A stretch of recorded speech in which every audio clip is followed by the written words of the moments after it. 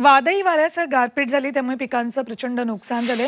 टरबूज आणि झेंडूच्या फुलांचं मोठं नुकसान झालंय, तर केळीच्या बागात जमीनदोस्त झाल्यात।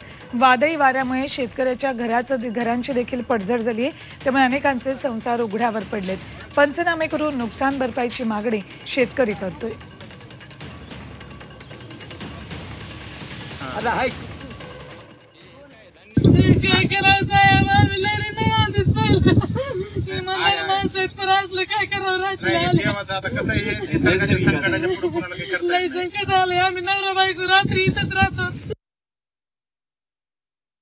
आम्ही प्रशासनाला विनंती करतोय की काल धारूर, वडवणी, गेवराई, आष्टी तालुक्यामध्ये तुफान वादळी वारा, गारा, पाऊस, अतिवृष्टी झालेली आहे। तर याच्यामुळे जे फळबागा आहेत, पालेभाज्या आहेत, फुलाच्या शेतीचं नुकसान झालेलं आहे। पण बैराजाच्या डोळ्यामध्ये आज अश्रू आहे आणि कोणत्या ठिकाणी तुम्ही सगळेजण मतदान मागायला शेतकऱ्यांकडे येणार आहे। आणि म्हणून जर तुम्हाला निवडणुका घ्यायच्या असतील तर निवडणुकीच्या आधी 8 दिवसाच्या आतमध्ये शेतकऱ्यांच्या खात्यावर हे पैसे गेले पाहिजे।